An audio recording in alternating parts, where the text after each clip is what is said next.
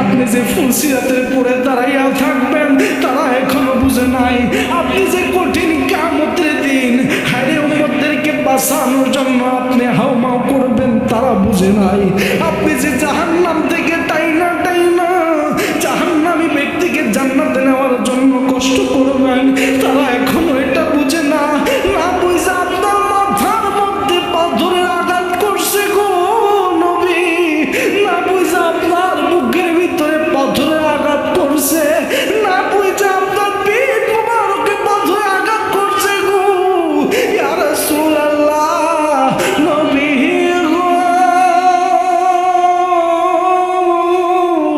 আপনাকে বলার মতো আর কিছু নাই, শুধু একটা কথা বলবো আমি আব্বাস ইয়া রাসূলুল্লাহ আপনি বদদুয়া দেন তারা যেন ধ্বংস হয়ে যায়। আওয়াজ দিয়ে বলুন আমরা নামাজ পড়ার দরকার আছে কি নাই?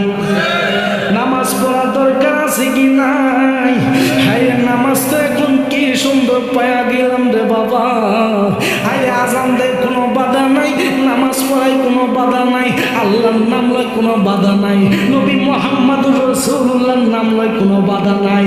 এমন একটা জমানা ছিল, এমন একটা সময় ছিল যেই সময় আল্লাহর নাম নেওয়া যাইতো না, যেই সময় আমার নবীর নাম নেওয়া যাইতো না। আল্লাহর নাম নিলে কইতো হুয়া মুজু হয়তো বা পাগল হইয়া গেছে, নবীর নাম লইলে তো তারে দইরা ফিরাইছে। হায়রে আল্লাহর নামাজ পড়লে তো তারে পাগল কইছে।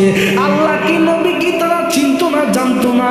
আল্লাহর ইবাদত করলো ইহুদি খ্রিস্টানরা বাধা দিত। আজকে আমার মতো মুসলমান, আপনার মতো মুসলমান উন্মুক্ত জীবন পাইয়া গেলাম, কি সুন্দর মসজিদ পাইয়া গেলাম, না চাইতে রমজান পাইলাম, না চাইতে হজ পাইলাম, না চাইতে জাকাত পাইলাম, না চাইতে এত সুন্দর ধর্ম ইসলাম পাইলাম, না চাইতে আমরা এত সুন্দর একটা পরিবারে জন্মগ্রহণ করলাম, না চাইতে শেষ নবীর উম্মত হইলাম, না চাইতে আখিরি পয়গম্বরের উম্মত হইলাম। এত কিছুর জায়গা দিয়ে আল্লাহ আমাদেরকে শ্রেষ্ঠ বানাইছে, আবার না চাইতে আল্লাহ শ্রেষ্ঠ কালামও আমাদেরকে উপহার দিয়েছে। এই জন্য আওয়াজ দিয়ে বলুন যে আল্লাহ পাক রব্বুল আলামিন না চাইতে আমাদেরকে এত কিছু দিয়েছে, এত কিছু কি পাওয়ার পরও ছাইরা দেওয়া যাবে? এত কিছু কি পাওয়ার পরও ছাইরা দেওয়া যাবে? না, ছাড়া যাবে না। কেননা নামাজ আনতে কিন্তু নবীর অনেক কষ্ট হয়েছে। এই নামাজের দাওয়াত দিতে, দিন ইসলামের দাওয়াত দিতে নবী অনেক রক্ত জড়াইছে রে বাবা। যেই নবীর গায়ে কখনো মশাবাসি বসে না,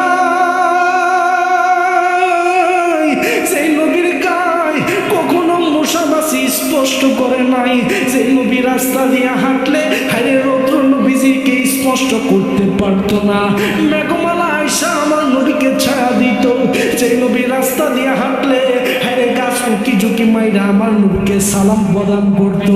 যে নবী রাস্তা দিয়ে হাঁটলে হায়রে পুষ্কুনির মাছগুলো পর্যন্ত আমার নবীর সালাম দিত।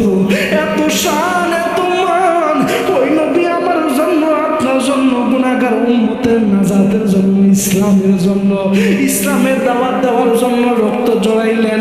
ওই নবীজি মাই খাইলেন। একটু আওয়াজ দিয়ে বলেন ওই নামাজ রোজা কি সারা যাবে? আওয়াজ দিয়ে বলেন কি সারা যাবে? নবী আমার ইসলামের দাওয়াত দেয়। হযরত আব্দুল্লাহ ইবনে আব্বাস রাদিয়াল্লাহু তাআলা আনহু কয় ইয়া রাসূলুল্লাহ নবী গো,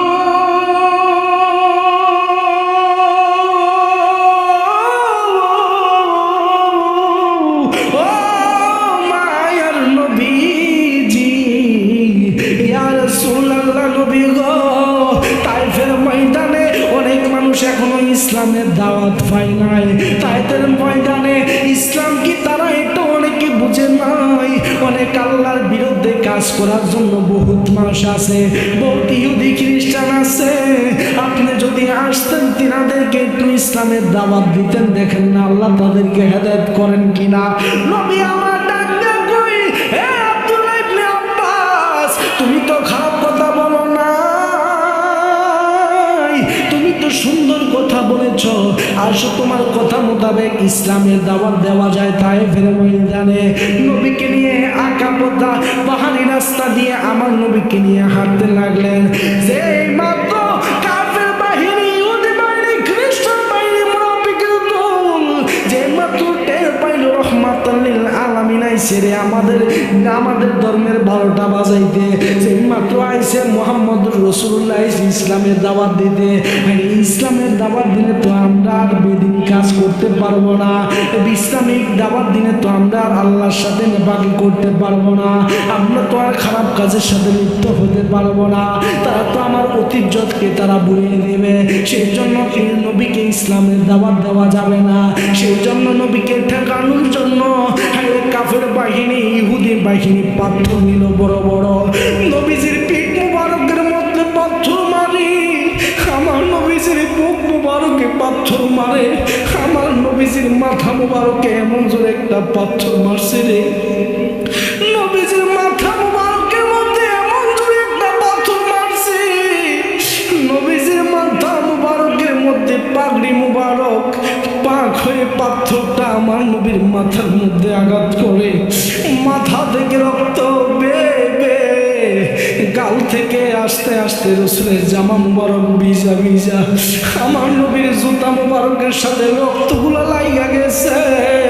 হাই নবীজির পায়ের সাথে জুতার সাথে একনিষ্ঠ হয়ে গেছে, পায়ের সাথে জুতা লাইগা গেছে। হাই নবীজি পুরোটা শরীর রক্তাক্ত হয়ে গেছে। আব্দুল্লাহ ইবনে আব্বাস